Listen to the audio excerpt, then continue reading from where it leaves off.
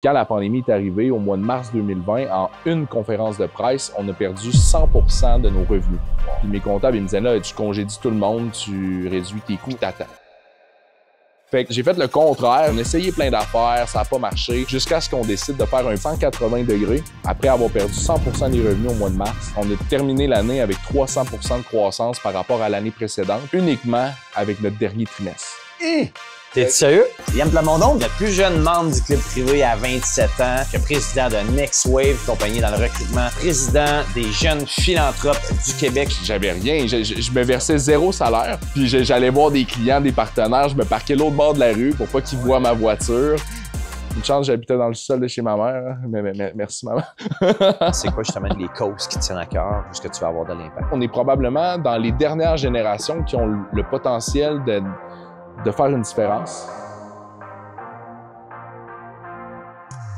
Bonjour et bienvenue dans un autre épisode du Côté sombre des affaires où est-ce que j'accueille parmi nos entrevues des entrepreneurs inspirants, des gens d'impact, des gens qui ont un parcours de fou, des leaders dans leur domaine et qui veulent vous partager leurs apprentissages, les hauts et les bas d'entrepreneuriat et ultimement, de l'expérience pour s'inspirer et apprendre du parcours des autres.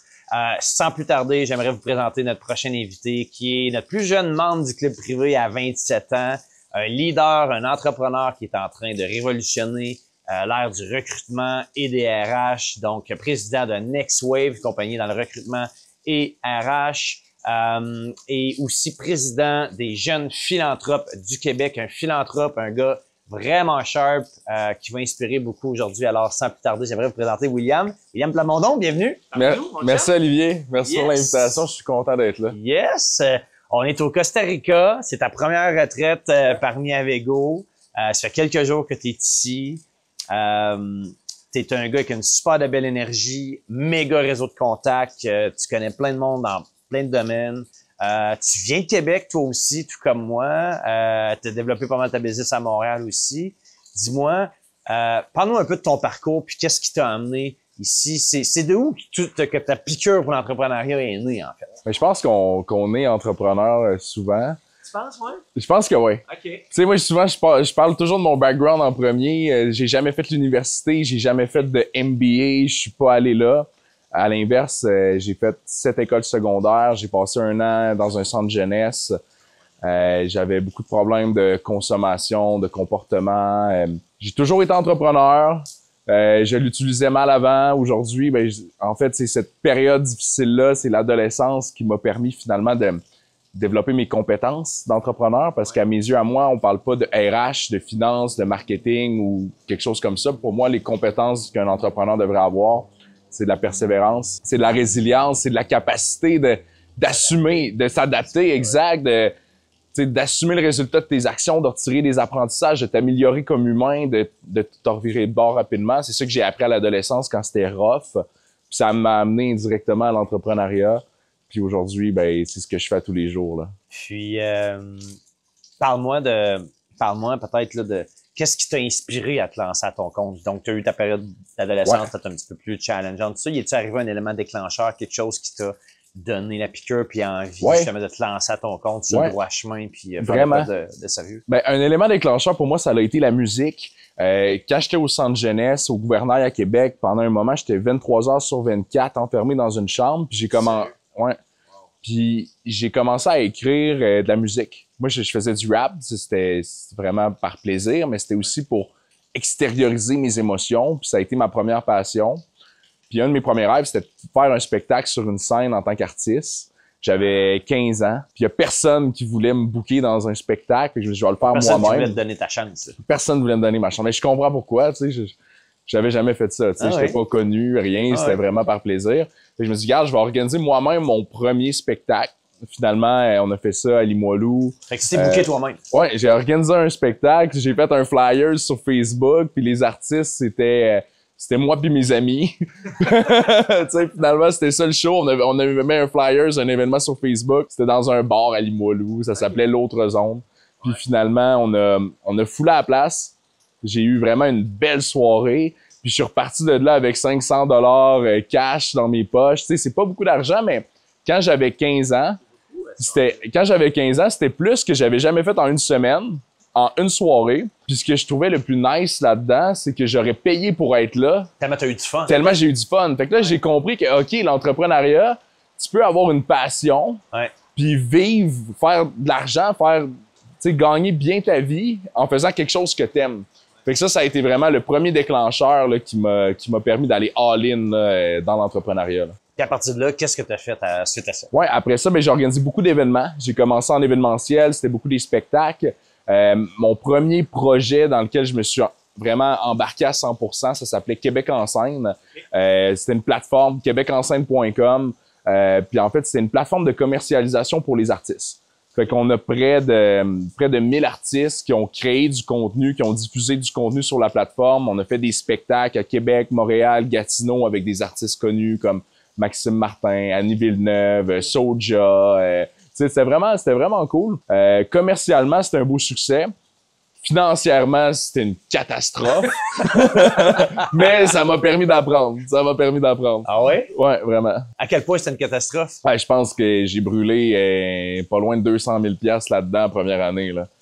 Ouais, puis j'avais 20 ans, je commençais, puis c'était 200 000 $ d'argent que j'avais pas. C'est ça le problème. Hein? C'est ça. Fait que t'es sorti de là avec 200 000 $ de dette. Ben, d'un peu de dette. Ouais, exactement. C'était surtout de la dette, en fait. Fait que c'est gros apprentissage. Qu'est-ce que tu as appris de ça?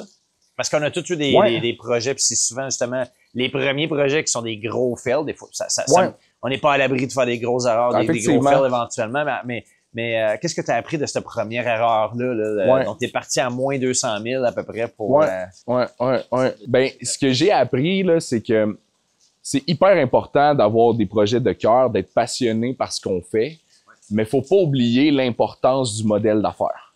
Faut absolument avoir un modèle d'affaires qui est rentable. Ça prend un marché qui est intéressant. Tu sais, c'est vraiment la composante économique que j'ai appris, OK, financière. Tu sais, c'est le fun de faire des spectacles, mais c'est pas le modèle le plus lucratif. Pour que ça fonctionne, oui, il faut que tu sois passionné, ça te prend des subventions, c'est compliqué, puis encore là, c'est difficile. Fait que l'importance du modèle d'affaires, oui, être passionné, puis oui, c'est bon d'être optimiste, mais quand on fait des projections financières, faut les faire pessimistes. Tu sais, c'est bon d'avoir ton plan optimiste, puis d'y croire, puis de le voir, mais même si tu t'attends au meilleur, faut quand même que tu sois préparé pour le pire. Fait que dans tes scénarios de projection, faut que tu aies ton plan optimiste, mais ça te prend aussi le réalisme, puis le pessimisme, si tout va mal, là, si tout va extrêmement mal, ça va être quoi le résultat financier? Puis il faut quand même que ça marche, même si c'est le pessimisme. Fait que c'est des choses que j'ai appris, là. Ah ouais. Ouais. All right. Puis, y a-t-il une période dans ta carrière pour toi qui a été la période la plus sombre, une période difficile que tu as eu à vivre depuis les dernières années en business? Il y en a plusieurs. C'est sûr que, tu sais, 2020, non pas 2020, excuse, 2020 c'était la deuxième, 2018. 2018, quand j'étais dans Québec en scène, justement, tu sais, je m'étais financé avec un investisseur que je nommerai pas nécessairement, mais tu sais, on a eu des conflits d'actionnaires.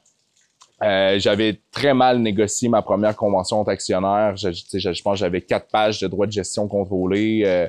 C'était hallucinant, là. Puis à un certain moment donné, on a manqué d'argent dans la compagnie. Puis j'avais besoin de refinancer, j'avais besoin de revendre des actions. OK. Puis là, ben, mon premier réflexe, ça a été de parler avec mon premier investisseur. Je dis, OK, ouais, exactement. J'ai proposé un deal. Au début, il m'a dit oui. Finalement, un peu à la dernière minute, il dit non. Il dit finalement non. Je dis, regarde, c'est correct. T'es pas obligé. Je vais trouver quelqu'un d'autre. Mais là, j'ai trouvé un autre investisseur qui était prêt à investir sur une meilleure valorisation en plus. Fait que je suis comme, OK, good. Il l'avantageait lui et toi, dans le fond? Oui, ton associé et toi? Absolument, parce qu'on augmente la valorisation, on met de l'argent dans la compagnie, on peut continuer à opérer. Sauf qu'il a bloqué la transaction parce qu'il y avait un droit de gestion contrôlé qui pouvait bloquer l'émission d'actions. Fait que là, il m'a dit, il est pas stratégique, ce gars-là, je veux pas qu'il embarque, fait qu'il l'a bloqué. Après ça, j'ai trouvé une deuxième investisseur qui, elle, était stratégique. Là, j'ai dit, OK, j'en ai une stratégique. Il m'a dit, OK, c'est vrai qu'elle est stratégique, mais je veux pas qu'elle embarque dans les droits de gestion. Puis là, bref. Fait que là, finalement, elle est bloquée elle aussi. Fait que là, je me rappelle, là, j'étais au mois de septembre 2018. Tous mes événements étaient en novembre 2018. Fait que 2 mois avant un événement, on sait ce que c'est. Là. J'avais des quelques décisions mois à prendre, puis des mots ouais, à faire. j'avais quelques mois, fallait que je trouve 100 000 $ de commandite, fallait que je trouve un montant d'argent pour racheter mon investisseur aussi, parce que fallait que je le rachète parce que ça fonctionnait plus, on n'avançait plus. Après ça, il fallait que je trouve un autre montant d'argent pour financer le besoin de financement que j'avais pour les opérations. Fallait que je trouve 1000 artistes pour s'inscrire. Je me rappelle, j'ai fait une rencontre avec mon premier comité aviseur. Puis on a fait un plan de match de débile. Finalement, j'ai trouvé un nouvel investisseur. Fait que j'ai réussi à racheter mon premier investisseur, puis j'ai revendu ses actions dans la même journée en augmentant ma valorisation en même temps. Après ça, j'étais allé chercher des commandites, pas autant que j'aurais espéré. C'est pour ça qu'on a fait une perte, mais on a eu près de 1000 artistes qui se sont inscrits. On a livré nos événements. Nos événements ont été un succès. Fait que, tu sais, ça a été correct, mais ça a été énormément d'apprentissage. Je dormais pas à nuit, je travaillais 80 heures par semaine, j'habitais dans le sous-sol de chez ma mère. Je roulais dans une vieille Suzuki toute poquée, puis j'allais voir des clients, des partenaires, je me parquais l'autre bord de la rue pour pas qu'ils voient ma voiture. C'était vraiment une période... T'étais complètement broke. Là. J'avais rien, je me versais 0 salaire. Puis j'avais 2 employés à temps plein que je payais, puis moi je me versais 0, j'avais des loyers de bureau que je payais, j'avais des avocats, des comptables que je payais tout le monde sauf moi. Puis je pense que j'avais 20 000 $ de kilométrage par année. Ça, c'était ma rémunération annuelle, là, tu sais. Imagine. Une chance, j'habitais dans le sol de chez ma mère. Hein. Mais merci, maman. Qu'est-ce que ça t'a appris, la période avec ton partner, justement? Donc, de ce que je comprends, vous êtes allé en litige, les avocats là-dedans, tout ça. T'étais jeune. C'était ta première comme expérience de litige légaux, là. Je pense que tous les entrepreneurs vivent ça à un moment ou à un autre dans leur carrière. T'as vécu ça quand même assez jeune. Comment t'as vécu ça? Qu'est-ce que t'as appris de ça? Il y a 2 choses, je crois, que j'ai vraiment retenues de cette période-là. La première, c'est de très, très bien négocier les contrats. La convention d'actionnaire est un document hyper important. T'espères pas avoir à l'utiliser. Quand ça va bien, tu mets ça dans le tiroir, puis c'est bon. Mais quand ça va mal, ta convention est hyper importante. Qui fait foi de tout. Exactement. Puis ça m'amène le deuxième apprentissage de bien s'entourer. Parce que ta convention, justement, est-ce que tu avais ton avocat qui avait révisé ou tu n'avais pas les moyens de te payer un avocat? Oui, toi-même. J'avais une avocate qui avait révisé. Mais tu sais, on négociait contre les avocats d'un gros réseau d'investisseurs qui étaient très spécialisés. Puis en tant un gros bureau d'avocats, puis toi, tu avais ta petite avocate qui essaie de te représenter, puis eux autres, c'était ça leur terme. C'était pas négociable. C'est des décisions d'affaires aussi. C'est qu'à un certain moment donné, les avocats, ils t'expliquent les clauses, puis tu as des décisions d'affaires à prendre. Est-ce que je l'accepte ou pas? Puis à ce moment-là, je voyais pas l'impact que ça pouvait avoir. J'avais pas de connaissances légales. Fait que d'être entouré, c'est hyper important. Puis tu sais, dans cette gestion de crise-là, gestion de litige, il y a un gars qui s'appelle Serge Lebel, un avocat associé de chez BCF qui m'a aidé énormément. Puis tu sais, c'est en grande partie grâce à ce gars-là que j'ai réussi à me sortir de ce litige-là. Il était très créatif dans les stratégies légales. Trouver des solutions. Après ça, ça s'est bien passé, là, finalement. On a réussi. C'est devenu un partenaire dans mes entreprises jusqu'à récemment. Puis, c'est quelqu'un qui m'a énormément aidé. Fait que ça m'a aidé à comprendre que il faut pas avoir peur de bien payer ses avocats, de bien payer ses professionnels, de s'entourer de des personnes, qui peuvent vraiment nous apporter de l'expérience, de la connaissance qu'on n'a pas. Comme il me disait souvent, la compétence, ça coûte cher, mais l'incompétence... Ça coûte beaucoup plus cher. Ça coûte beaucoup plus cher.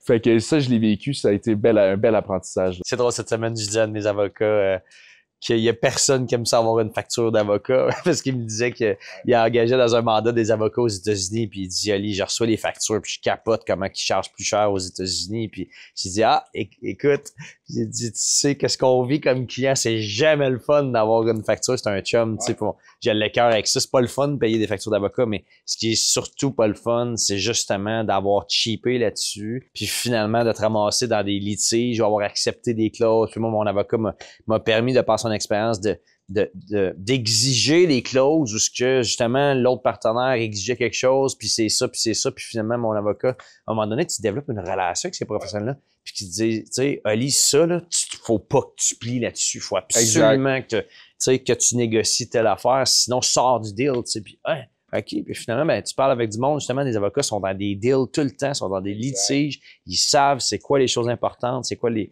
choses qu'il faut pas chipper, tu sais, ou tu sais, qu'il faut absolument négocier. Puis finalement, ben, tu utilises l'expérience d'un professionnel qui a fait plein de transactions pour ton bénéfice. Ça devient plus que des conseillers légaux, Ben oui. ça devient des conseillers d'affaires. Ouais, exactement. T'sais, les conseils d'affaires, souvent, sont encore plus utiles. Ouais. Parce que, comme tu l'as dit, eux autres, ils voient des centaines de transactions dans leur carrière. Puis, ils voient beaucoup. Puis, là, j'ai vu aussi l'intérêt, quand tu négocies une convention d'actionnaire, de travailler avec un avocat spécialisé en litige. Ouais. Parce que lui, il voit toutes les situations quand ça vire mal.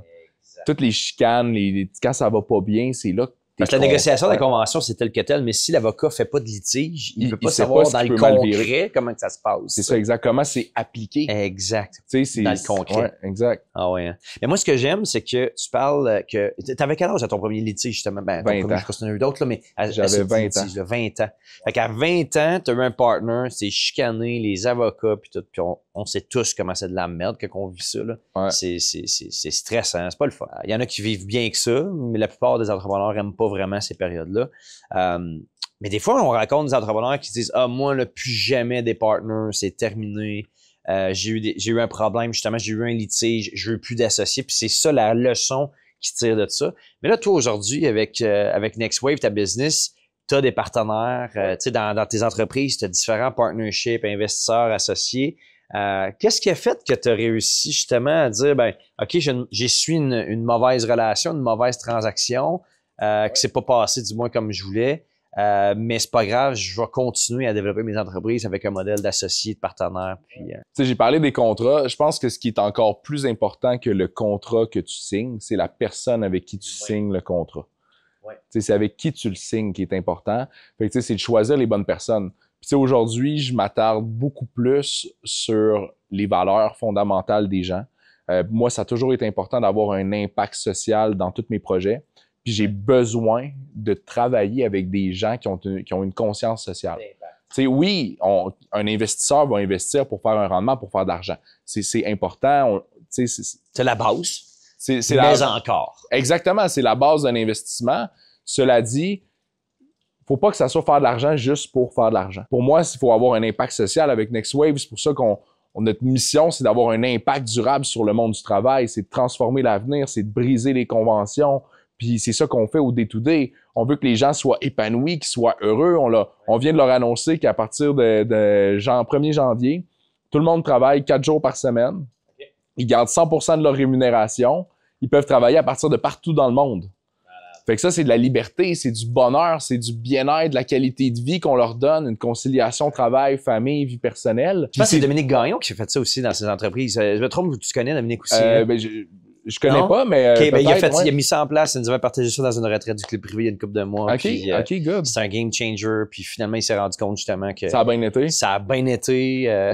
Non, j'aurais pu te niaiser puis dire non, ça a tout pété. Il a perdu tous tes employés. Non, ça a vraiment bien été. Puis il s'est rendu compte que justement, le niveau de bonheur a monté, la productivité du monde, parce que ultimement, les gens, ben, ils ont des responsabilités à rentrer dans un moins nombre de jours, puis ça finit qu'ils ont une meilleure qualité de vie, puis tout le monde gagne. Dans le fond, l'entreprise gagne, les employés gagnent, puis ultimement, c'est ça qui... On a regardé des études, il y a la Harvard qui avait fait une étude là-dessus, puis toutes les entreprises qui l'ont fait, ils ont vu une diminution majeure du taux de roulement, le taux d'absentéisme a diminué aussi. Fait que au final, les gens, ils restent.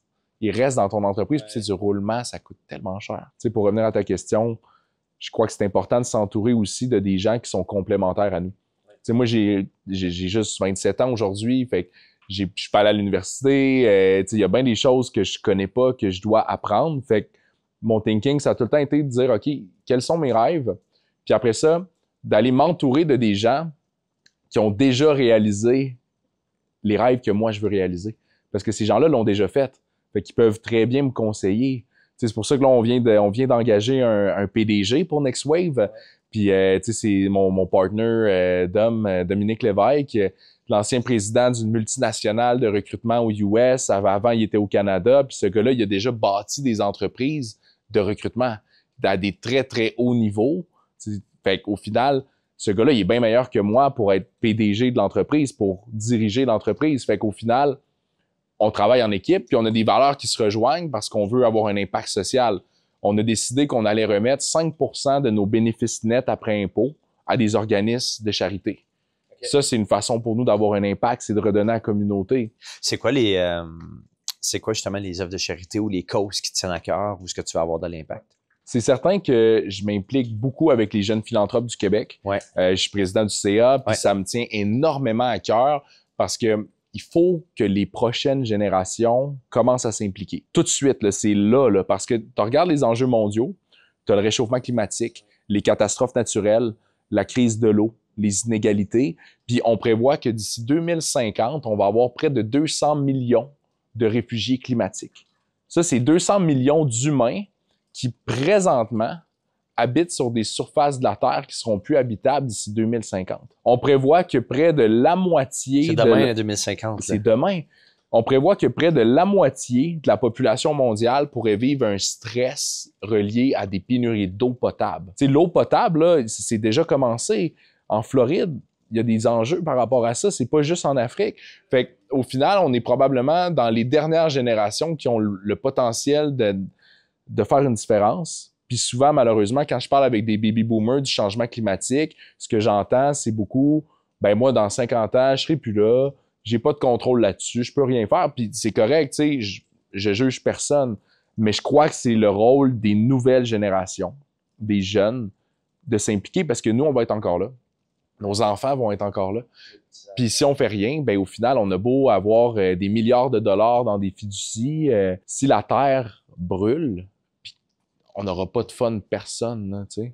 Fait que c'est pour ça que les jeunes philanthropes, notre mission, c'est de sensibiliser les jeunes à ces enjeux-là. Fait que c'est ça ta mission, c'est de sensibiliser les jeunes professionnels, les entrepreneurs, les jeunes à eux aussi faire leur part. Exactement. Impacter, puis... Parce que tu regardes les stats, il y a 70 % des dons qui sont faits par des personnes de 60 ans et plus au Québec.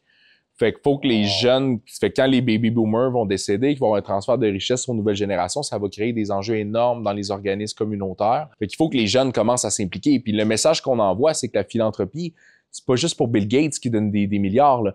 C'est pour moi, c'est pour toi, c'est pour toutes les personnes qui nous écoutent. On peut donner de l'argent, mais on peut aussi donner du temps. On peut faire du bénévolat, on peut embarquer sur un conseil d'administration, on peut aller distribuer de la nourriture avec les moissons, par exemple. Il y a plein de choses qu'on peut faire, puis il faut qu'on le fasse. Parce que si on le fait pas, il y a personne qui va le faire. Fait que c'est quelque chose de super important pour moi. Puis avec les jeunes philanthropes, ben on sensibilise les gens beaucoup, là. J'adore ça parce que c'est aligné avec ma mission aussi qui est d'avoir de l'impact sur les entrepreneurs et d'aider. Moi, c'est un peu comme, je le vois un peu comme toi parce que à un moment donné, je regardais ça, moi, c'était d'avoir de l'impact. Puis je me suis dit, c'est qui qu'on peut aider pour avoir le plus d'impact dans la société? Ben, c'est là où ce que j'ai dit, ben, on va aider les entrepreneurs parce que les entrepreneurs ont dans leurs mains le pouvoir d'avoir des cultures d'entreprise, justement, d'impact, d'influencer leurs employés positivement, leur entreprise, à prendre des décisions d'impact dans notre société. Économiquement parlant aussi, les entreprises peuvent contribuer de par leur innovation et tout ça. Fait que c'est ça notre objectif, d'aider l'entrepreneur, lui donner son pouvoir pour qu'il puisse impacter de façon majeure la société. Puis je pense qu'avec les jeunes philanthropes, tu le fais aussi. Pour ramener ces entrepreneurs-là, ces gens d'affaires, de ce que je comprends, c'est surtout la communauté du monde des affaires, puis de leur donner cette envie-là de contribuer, d'avoir de l'impact, de faire la différence, puis de collectivement avoir de l'impact. Exact. Puis on leur donne des moyens pour le faire. Okay. Fait que ils peuvent faire des dons, mais ils peuvent aussi, on a une campagne de recrutement de bénévoles, par exemple. Okay. Fait que tous les gens qui sont intéressés peuvent aller sur les réseaux sociaux des jeunes philanthropes ou sur jeunesphilanthropes.com. Puis on a un formulaire, ça prend 2 minutes, on complète le formulaire, puis après ça, on va faire du match entre quelqu'un qui veut embarquer sur un board, qui veut embarquer sur un CA, quelqu'un qui veut travailler dans un organisme avec une cause spécifique, peu importe, on y va avec les intérêts des gens, fait qu'on peut faire du matching comme ça aussi, là. Un autre côté sombre ou une autre période de défi que j'ai rencontré, c'est quand la pandémie est arrivée. Tu sais, au mois de mars 2020, juste avant la pandémie, là, on était à 100% en événementiel. Fait qu'on faisait du recrutement puis du placement de personnel en événementiel. OK. Puis au mois de mars 2020... Qu'est-ce que tu veux dire en événementiel? Pour les clients, c'était des compagnies événementielles? Exactement. Okay. Fait que nos clients, c'était le Festival d'été, Québécois, Solotech, Freeman, c'était surtout à Québec. toutes les compagnies, la plupart des compagnies d'événementiel faisaient affaire avec nous pour de la location de personnel. Puis quand la pandémie est arrivée, au mois de mars 2020, en une conférence de presse, on a perdu 100% de nos revenus. Wow. En une journée, imagine, là, demain matin. Tout le monde a cancellé, puis j'ai plus besoin de ton staff. Il n'y avait plus d'événements. Hein, c'est ça. Plus d'événements, zéro. Fait que zéro, là. Puis moi, j'avais du staff, j'avais des loyers, j'avais des coûts à continuer à payer. Là, j'ai grosse gestion de crise. Je parlais avec mes comptables, là, puis mes comptables, ils me disaient, là, tu mets tout le monde sur tu donnes des T4 à tout le monde. Tu congédies tout le monde, tu réduis tes coûts. Moi, j'étais comme, puis t'attends. Ils me disent, t'attends. Tu veux que j'attende quoi?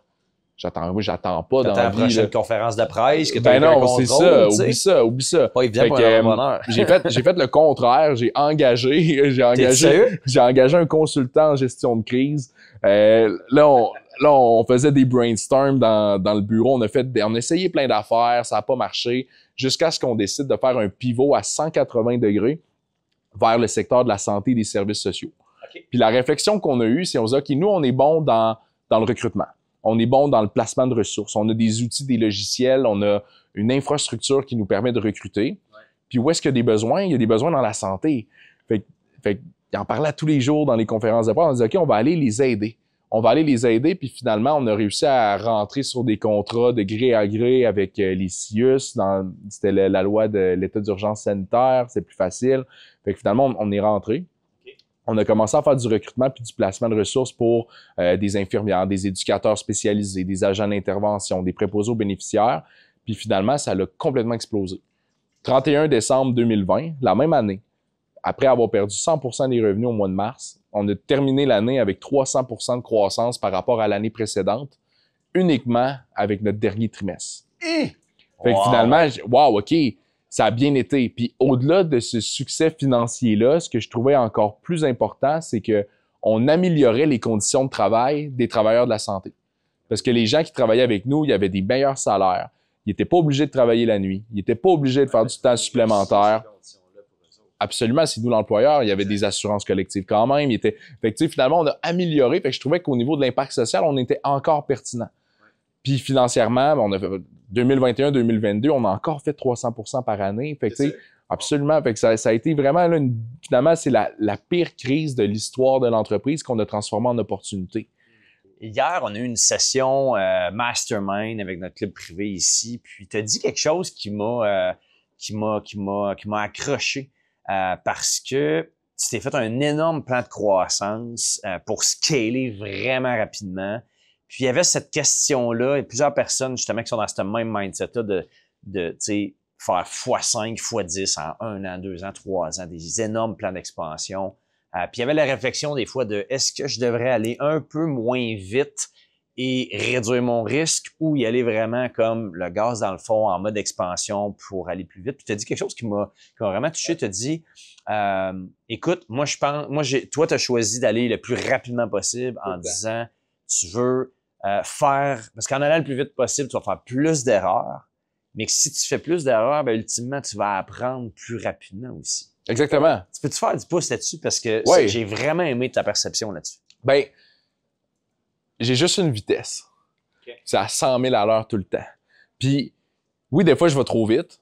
Puis ça fait en sorte que je me plante plus souvent. Okay. Je fais plus d'erreurs, mais j'avance plus rapidement. Puis à chaque fois que j'avance, que je fais des erreurs, l'important, c'est de retirer le feedback puis d'apprendre qu'est-ce que tu as fait de pas correct, puis comment tu peux t'améliorer pour la prochaine fois. Puis ça fait en sorte que finalement, tu avances beaucoup plus vite que n'importe qui d'autre.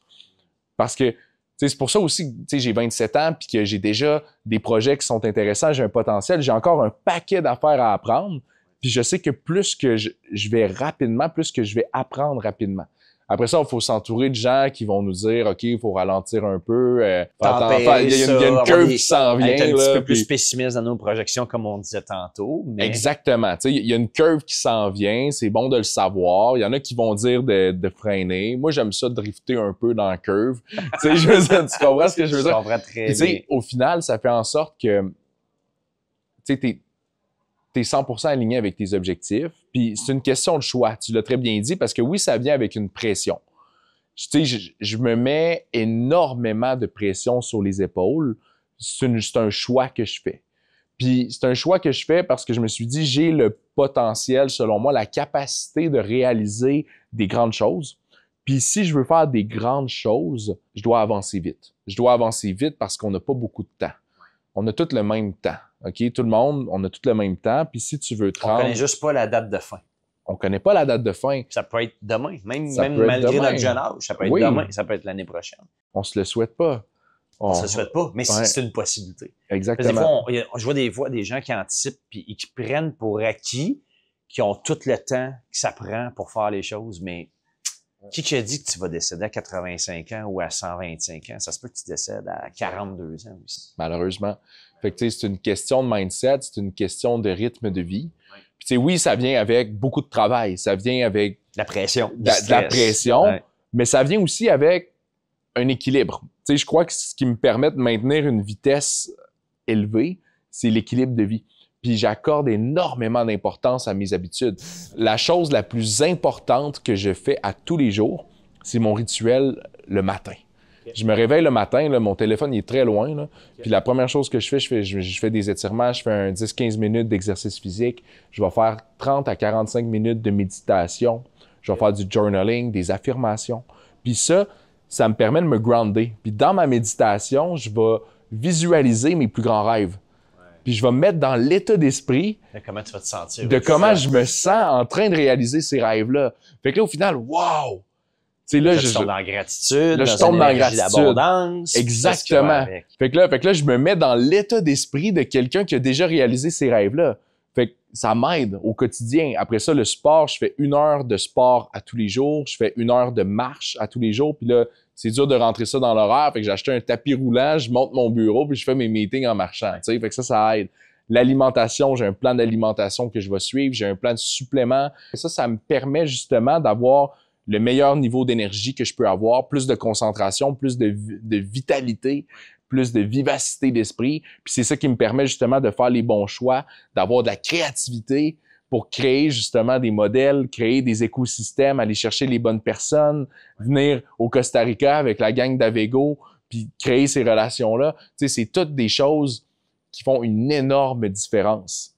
Qui me permet d'être plus performant. Qui me permet d'être plus performant, puis qui me permet d'aller vite, qui me permet d'être rapide dans tout ce que je fais. Mais l'équilibre est essentiel parce que je pourrais pas aller à cette vitesse-là si j'avais pas cette hygiène de vie-là qui devient vraiment ma fondation, qui me permet de garder une solidité puis de pas tomber en burn-out là, tu sais, dans 6 mois, là, on se comprend. Là. Y a-tu d'autres hacks, j'aime ça appeler ça des hacks que tu utilises pour aller plus rapidement? Donc, on a parlé d'hygiène de vie, d'habitude de vie, d'équilibre. Bon, l'intelligence artificielle, clairement. Y a-t-il d'autres choses que tu vois, là, quelqu'un qui se demande justement, me semble que ça va pas assez vite. On a souvent les éternels insatisfaits, on va aller plus vite. Y a-t-il d'autres outils que tu utilises pour te permettre d'atteindre des objectifs plus rapidement? Ouais, à chaque semaine, dans le fond, je fais un exercice de créativité. C'est un brainstorm que je fais sur un gros whiteboard sur toutes mes catégories de priorité. Puis les catégories vont changer, mais les 2 premières catégories de priorité, c'est toujours les mêmes. La première, avant tout, c'est mon développement personnel. Parce que je crois que le meilleur investissement qu'on peut faire, c'est toujours l'investissement qu'on fait sur soi-même. Fait que, tu sais, moi, 95% là, de mes actifs sont investis dans NextWave. C'est ma priorité numéro 1. Mais le 5% qui reste, quand même, tu sais, c'est non négligeable. Je l'investis de la façon suivante. Je mets 25% du 5% dans mon développement personnel. Okay. Fait que là, je vais aller à Tallinn, en Estonie, avec Mindvalley. Je vais venir avec Avego au Costa Rica. Je vais me payer des formations en AI. Fait que là, vraiment développement personnel. Après ça, je vais mettre 25% à la bourse, 25% en crypto, puis 25% en immobilier. Là, je travaille sur un projet actuellement. Fait que ça, c'est comment je structure mes choses, mais le premier 25% de développement personnel est le plus important.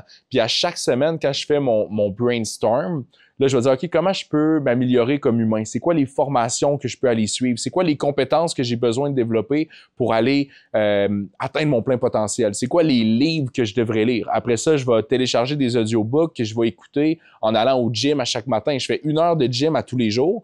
Ben, c'est 1 heure de moment où est-ce que je peux aussi écouter un audiobook en même temps. Comme ça, j'entraîne mon corps et mon esprit en même temps. Quand j'embarque dans ma voiture, systématiquement, je me mets un audiobook parce que je continue de développer des connaissances, des compétences. C'est la chose la plus importante, c'est l'apprentissage qu'on fait. Puis c'est pas juste mental, c'est aussi physique. Ça va par l'entraînement, l'exercice physique. La spiritualité, pour moi, est quelque chose de fondamental dans ma vie. La méditation, tout ce qui vient avec. c'est ce qui m'aide à traverser le côté sombre. Parce que quand la crise arrive, l'entrepreneuriat, là, ça a l'air beau, ça a l'air le fun, ça a l'air d'être des voyages, mais c'est pas juste ça, puis tu le sais, là. Tu as des crises qui arrivent, tu as des pandémies qui frappent, tu as des éléments qui sont hors de ton contrôle, tu as des chicanes d'actionnaires, tu as plein de choses qui peuvent arriver qui te mettent vraiment dans une position très deep. Ouais, puis le fait d'être groundé, au stress, puis le fait d'être groundé, puis d'avoir cette solidité-là, ben, ça te permet de traverser ça. Fait que ça, c'est le premier hack le plus important pour moi. La formation pour la croissance personnelle. Exactement. Exactement. Puis le deuxième, c'est le leadership. Ça, c'est les gens qui nous entourent. C'est de s'entourer des meilleurs. Toutes les gens qui sont dans mon cercle proche sont toutes meilleurs que moi. Sont toutes plus intelligents que moi, sont toutes vraiment de très, très haut niveau. Puis c'est ça que je veux. Je veux que les gens, tu sais, je pense que dans Avego, tu sais, la plupart des gens, c'est des gens qui ont plus d'expérience, qui ont des business depuis des décennies, puis c'est des gens qui peuvent m'apprendre. C'est ça que je veux faire, c'est de m'entourer des personnes qui sont plus avancées que moi pour apprendre. Puis après ça, je me pose des questions. Comment je peux mobiliser les humains pour atteindre des objectifs communs?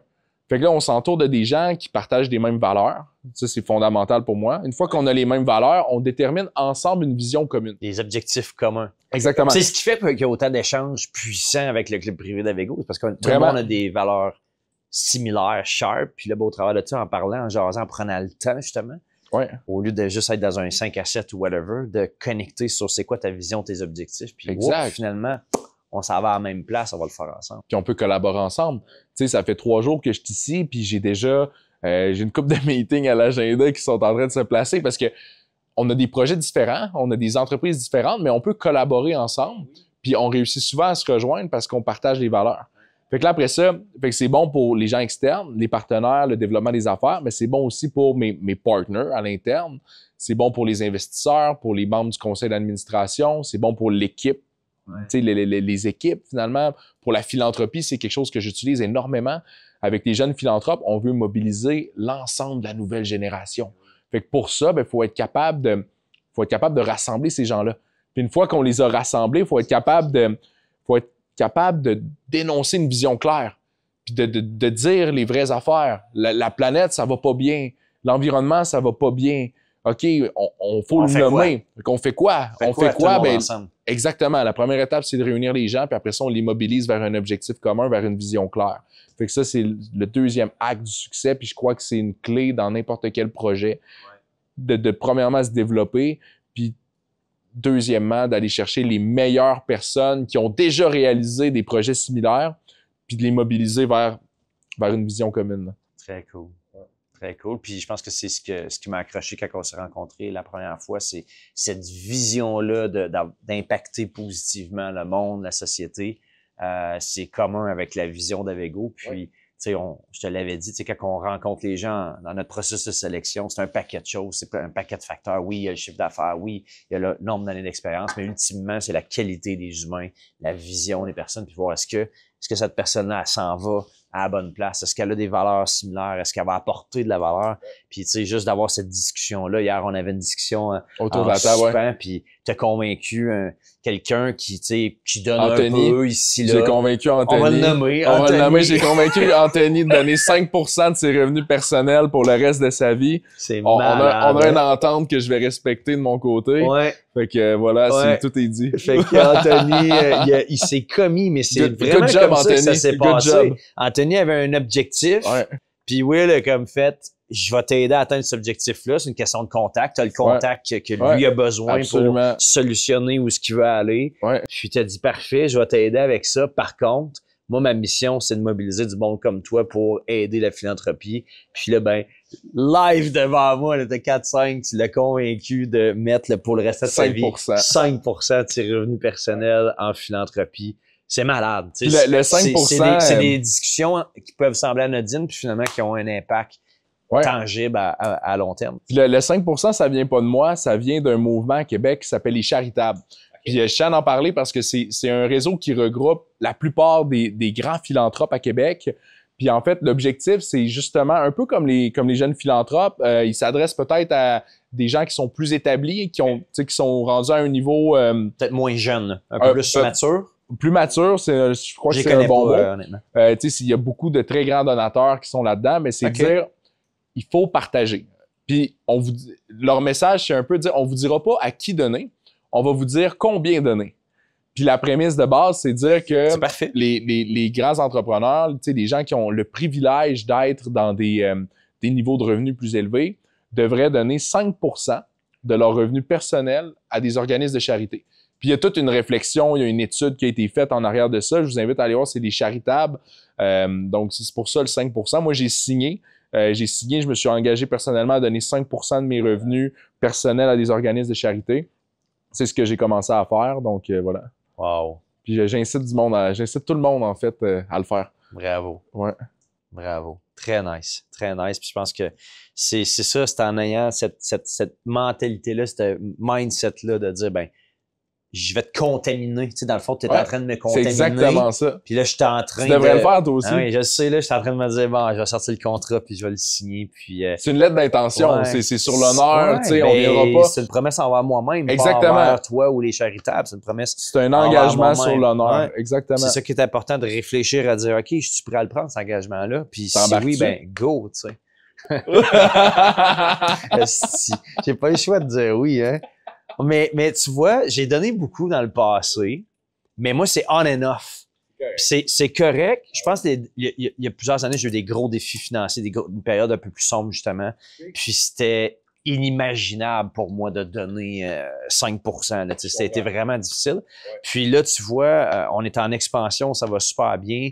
On planifie un événement, comme tu le sais, chez Luc Poirier en décembre. Ça va être une soirée philanthropique où on va ramasser beaucoup d'argent, là, tout le monde du club privé ensemble pour une cause. Tu sais, je t'en ai parlé un peu, je veux m'impliquer aussi avec les jeunes philanthropes, je veux donner plus. Fait que, mais encore là, tu sais, c'est du on and off. Mais ouais, j'aime bien le concept du 5% de revenus personnels. Là. Ouais. Puis là, c'est dans le fond, l'engagement, c'est envers moi-même, c'est pas envers une cause. T'es pas en train de me solliciter. C'est ça que j'aime. T'es pas en train de me solliciter à investir dans ta fondation. Je sais que t'en as une qui s'en vient, mais ton but, c'est pas que les gens le donnent à ta fondation, mais juste d'avoir le mindset de... C'est donner à qui vous voulez. Tu sais, si t'es sensible aux enfants malades, à l'environnement, les adolescents, c'est donne à qui tu veux. Mais tu le fais. Mais donne. Puis ça, c'est vraiment le message des charitables. Puis moi, j'étais embarqué tout de suite. Je trouvais que c'est vraiment un beau message. Je suis prêt à prendre l'engagement. Ouais? Oh, ouais. C'est un deal, ça. Je suis prêt à l'engagement. Oh, ouais. Un charitable de plus. Ouais, fait que d'ici la fin de l'année, je vais faire un don parfait, ça. De 5% de mes revenus de l'année. Nice, puis good job, ça, je pense que je vais y aller de façon mensuelle ou trimestrielle, tu sais, plus récurrent. Je pense que c'est ça la clé de ne pas y aller comme juste une fois dans l'année, mais régulièrement de faire des dons. Puis tu vois, une des choses que je veux faire de plus en plus avec Avego, c'est de faciliter, de mettre en place des événements comme ça et de mobiliser les entrepreneurs dans des causes. Puis je pense que les entrepreneurs sont ouverts à ça, veulent faire ça, mais ils savent pas trop par où commencer. Puis j'ai l'impression qu'ils ont besoin de plus que de faire un chèque. Ouais. Faire un chèque, c'est cool, mais de le faire... j'ai écrit, hier, j'ai écrit à Jean-François Picard, qui était un membre du club privé. Il est de Québec aussi. Je sais pas si tu le connais, pas encore. Peut-être pas. Lui et Marika, c'est des membres, des amis, des gens exceptionnels. Puis, je leur ai écrit parce que l'année passée, juste avant Noël, on s'est ramassé. C'est lui qui avait organisé ça. Puis, je l'ai su dernière minute et j'ai été avec mon fils. Puis, on est allé donner à manger du café, des pids dans le quartier Saint-Sauveur, Saint-Roch à Québec, à plein itinérants, puis tout ça. Puis, tu sais, on parlait un peu de philanthropie cette semaine, puis j'ai envoyé un texto hier, j'ai dit « Hey Jeff, c'est quoi ta date cette année? J'aimerais ça me préparer d'avance, puis je vais inciter la communauté Avego de venir avec nous autres, donner, aller servir, tu sais, puis oui, donner de l'argent, amener de la bouffe, puis tu sais, s'il y a des entreprises qui veulent donner de la bouffe, ben, c'est une belle occasion, mais aussi de juste donner du temps. Ben ça, c'est tellement puissant. Vraiment. Tu sais, moi, mes enfants, mon gars, je commence ma fille aussi, là, mais à les impliquer là-dedans, puis pas juste monétairement, d'aller voir la misère, d'aller voir les gens qui ont... Mais c'est de se sensibiliser. D'être sensibilisé, d'être conscient de ça. Ben ça, c'est la mission des jeunes philanthropes. Parce que les jeunes philanthropes, on s'adresse beaucoup aux jeunes. Puis on le sait... C'est quoi pour toi un jeune, excuse? Ben en fait... En bas de 40, en bas de 50, en bas de 45? Ben quand on dit jeune philanthrope, c'est pas l'âge. C'est l'esprit. Non, mais c'est jeune en philanthropie. Okay. C'est quelqu'un qui débute en philanthropie, c'est un jeune philanthrope. Ah, j'aime. OK. Je pensais que c'est une question d'âge. Pas nécessairement. C'est sûr que. C'est une question d'expérience en philanthropie. Quelqu'un qui débute, là. Puis je dis toujours que la jeunesse, c'est dans le cœur. Ça, c'est vrai. C'est dans le cœur. Puis tu sais, on le sait, puis là, souvent, ben, on va cibler beaucoup les 25 à 45 ans, puis oui, ça va être une clientèle qui, en général, va être un peu plus jeune. Puis souvent, on a des jeunes professionnels qui viennent de sortir de l'école, qui commencent leur carrière. Des fois, on a le prêt étudiant remboursé. C'est pas toujours évident de donner de l'argent. Puis ça, on le comprend. C'est pour ça que nous, on dit, si tu peux pas donner de l'argent cette année, c'est correct. Est-ce que tu peux donner du temps? Est-ce que tu peux faire du bénévolat? Tu peux t'impliquer dans une cause? Puis là, on se dit que donner du temps, c'est hyper important parce que ça crée l'habitude. Ça crée l'habitude de la philanthropie. Puis après ça, quand les carrières, les entreprises de ces jeunes-là vont grandir, leurs revenus vont augmenter. Puis à ce moment-là, ils auront les moyens de donner de l'argent. Puis ils vont le faire parce qu'ils auront déjà l'habitude de faire du bénévolat. Puis tu sais, quand tu vas dans un organisme puis que tu vas servir directement un bénéficiaire, ça te sensibilise. Puis après ça, tu as cette sensibilité-là. Puis quand tu as les moyens de donner de l'argent, ben tu vas le faire dans les prochaines années. Fait que nous, ce qu'on veut, c'est pas d'avoir un impact juste cette année. On veut un impact pour les 50 prochaines années. Donc, c'est un impact qui est croissant à long terme. J'aime ça. Très cool. Donc, ce que je mémorise de ce que tu dis, c'est que pour toi, la croissance personnelle, investir en toi, dans ta formation, c'est prioritaire. Deuxièmement, c'est de redonner pour avoir de l'impact. Absolument. C'est deux choses qui sont super importantes. S'entourer des meilleurs aussi. S'entourer des meilleurs qui partagent nos valeurs, puis où est-ce qu'on est capable d'aller tout le monde dans la même direction, parce qu'on est beaucoup plus fort quand on est tous ensemble, finalement. Là. Si tu avais un conseil que tu aimerais partager à ceux qui t'écoutent aujourd'hui, une leçon, une expérience d'affaires, une expérience de vie, quelque chose que tu as vécu, que tu penses que tu pourrais passer à quelqu'un à donner, qui pourrait avoir de l'impact, ça serait quoi? On en a beaucoup parlé. Je crois que c'est d'investir en soi. OK. Premièrement, tu sais, De pas avoir peur d'investir en soi? De pas avoir peur, surtout de le faire. Tu sais, de le faire no matter what, c'est la chose la plus importante. Mais tu te dis quoi, mettons? Parce que des fois, on entend l'objection numéro 1 des gens, tu sais, on a une équipe de développement d'affaires, puis tous nos clients il y a un processus de sélection, ils rencontrent les gens de mon équipe, tout comme toi t'as fait, puis pour le club privé, après ça, ils me recommandent des candidatures. Bref, on rencontre les gens, les humains, parce qu'on veut des humains.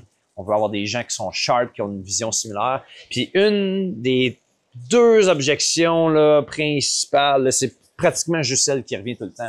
C'est, écoute, j'ai été dans d'autres réseaux, j'ai investi dans de la formation, j'ai fait ci, j'ai fait ça, puis j'ai été déçu. J'ai été déçu. J'en ai pas tiré mon épingle du jeu. Qu'est-ce qui fait que chez vous, ça va être différent, chez Avego, tout ça? Nous, on le sait, mais en même temps, qu'est-ce que tu dis à quelqu'un qui a eu des mauvaises expériences d'investissement dans ses formations, dans sa croissance personnelle? Je pense qu'il faut bien choisir. Il faut bien choisir le programme dans lequel on participe. Des fois, j'aurais le goût de le challenger aussi parce que c'est pas juste de dire je vais faire un chèque, je vais payer le membership. Puis, il faut que tu investisses de l'argent, mais il faut aussi que tu t'investisses toi-même. Faut que tu ailles dans les meetings, faut que tu participes. Tu fasses tes exercices. Faut que tu fasses tes exercices. Il faut, oui. Je pense que le développement personnel, oui, ça passe par les réseaux, mais c'est quelque chose qui se fait énormément seul aussi. Fait que un livre le soir, exactement, avant de te coucher. C'est de faire de la lecture, c'est des podcasts, c'est du gym, c'est de l'entraînement. C'est comme si quelqu'un, dans le fond, il veut devenir, je sais pas, un athlète, faire du culturisme ou whatever.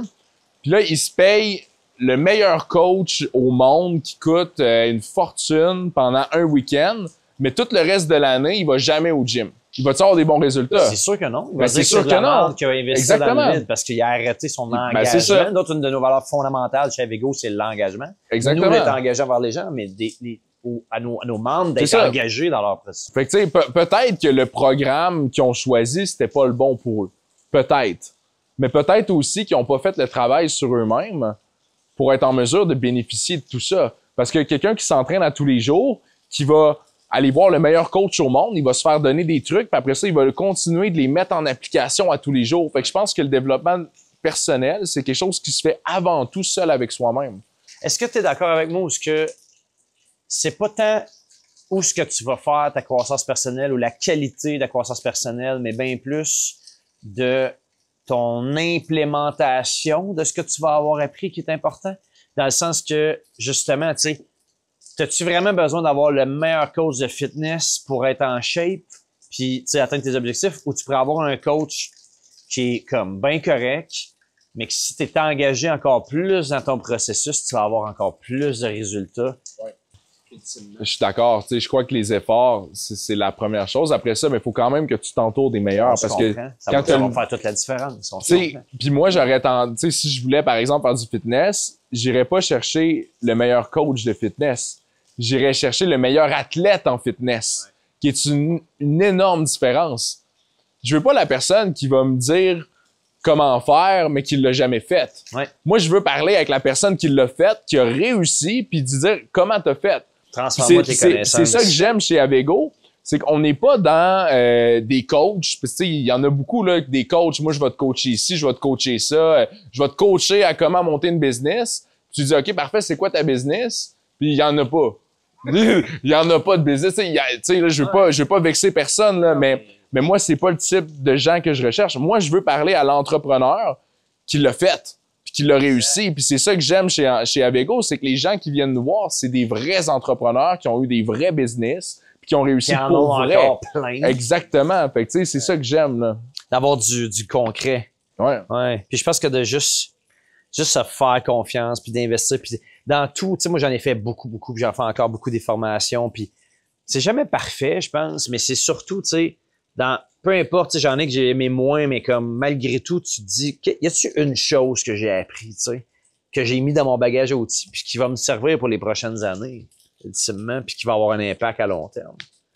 Puis après ça, ben, je choisirais les meilleurs endroits comme Avego pour aller chercher tous les outils. Ben oui, moi, j'ai la pertinence de croire qu'on a tout ça chez Avego, mais des fois, tu sais, un peu comme on parlait des défis de partenaires, tu sais, il y en a qui ont une mauvaise expérience avec un partnership, puis là, ben, c'est fini, moi, je vais faire mes affaires tout seul toute ma vie. Mais moi aussi, chez Avego, on est entouré de dizaines d'entrepreneurs, de dizaines et de dizaines d'entrepreneurs à succès qui roulent en sacrament, tu sais, qui sont en méga expansion. Des vrais business, là, il y en a combien qui n'ont pas de partner ici? Je sais pas. Je pense que j'ai pas la statistique officielle, mais d'après moi, j'en ai aucun ou très peu de gens qui ont aucun associé. Tout le monde a des associés. Fait que la personne qui veut pas investir dans sa croissance personnelle parce qu'elle a eu une mauvaise erreur, ben c'est un peu la même affaire. Tu es en train de mettre tout le monde dans le même paquet, mais c'est une mauvaise expérience, pas grave, on passe au prochain. Ben, c'est comme quand tu engages un employé, tu as une mauvaise expérience, c'est de la merde, t'as pas la bonne personne, tu le congédies. Tu engages une deuxième, ça marche pas non plus. C'est quoi, tu vas arrêter d'embaucher? Ben non, tu continues d'embaucher jusqu'à temps que tu trouves la bonne personne dans ce poste-là, puis là, wow, enfin, j'ai trouvé le perfect match. Fait que je pense que c'est de pas s'accrocher aux mauvaises expériences. Exact. Mais c'est d'en tirer de l'apprentissage. C'est au lieu de te dire, je l'ai fait, ça a pas marché, je le referai pas, c'est, OK, je l'ai fait, ça a pas marché. Qu'est-ce que je peux apprendre de ça pour que ça marche la prochaine fois? Exactement. C'est ça l'entrepreneuriat. Il y a énormément, je sais plus la stat, tu dois le savoir, là, mais je pense que c'est 90% des entreprises qui durent pas 5 ans. Mais ça, c'est toutes des gens qui abandonnent. Moi, la caractéristique que je vois chez tous les entrepreneurs qui réussissent, c'est la résilience puis la persévérance. Ouais. Demande à n'importe quel entrepreneur qui a réussi. C'est un premier échec, un deuxième, un troisième, puis qui arrêtera juste jamais. N'importe quel entrepreneur qui est parti de zéro puis qui réussit aujourd'hui, demande-y s'il y a eu des échecs. Tu sais, je veux dire, il y en a eu plein. Ils en ont tous eu plein. Puis ce qui fait en sorte qu'un entrepreneur réussit plus qu'un autre, c'est qu'il y en a un qui persévère, qui a de la résilience puis qui apprend de ses échecs, mais qui continue. Puis t'en as qui arrêtent.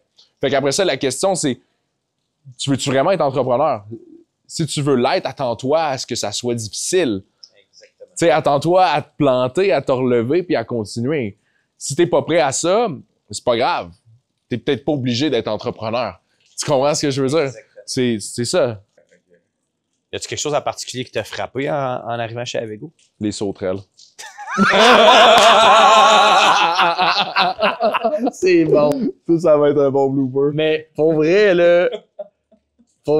on s'attendait pas à ça en venant au Costa Rica, mais des sauterelles longues de même qui nous sautaient dessus l'autre soir, c'était capoté. Mis à part les sauterelles, y a-t-il quelque chose qui t'a frappé? Qui t'a frappé depuis ton arrivée chez Avego? Ouais, mais moi, ce que je vois, c'est que c'est un esprit de famille. Tu sais, je suis arrivé ici, là, je connaissais personne. C'était ma première retraite, puis j'ai été super bien accueilli. Puis on est juste avec des entrepreneurs, puis je me rends compte que les entrepreneurs s'entendent bien avec les entrepreneurs parce qu'on est tous sur le même mindset. Ouais, on est connectés. On est connectés, fait que l'esprit de famille, tu sais, qui très, très rapidement, avec des inconnus, c'est frappant. Ouais. C'est frappant, puis on se sent bien. On se sent à notre place. On peut être qui on est vraiment, puis on n'a pas besoin Sans de... retenue. Exactement. Sans retenue. L'esprit de famille. Ouais. All right. Will, c'était un plaisir de t'avoir accueilli parmi Merci, nous Oli. au podcast. C'était vraiment le fun. Merci, c'était vraiment nice. All right. J'espère que ça vous a touché. J'espère que vous avez apprécié. Si c'est le cas, ben évidemment, vous pouvez suivre William. Je pense que c'est sur Instagram. Ouais, j'ai William Plamondon. Instagram, c'est Will Plamondon sur Instagram ou William Plamondon sur LinkedIn, sur Facebook. Vous allez me trouver facilement. Là. Yes. Puis si vous avez aimé, ben n'hésitez pas à aller commenter les vidéos sur YouTube, partager le podcast à d'autres entrepreneurs. Notre but, c'est d'avoir de l'impact et d'influencer positivement la communauté entrepreneuriale grâce à cette belle richesse collective-là qu'on crée chez Avego. Et on se voit dans un prochain épisode du Côté sombre des affaires. Merci et à très bientôt.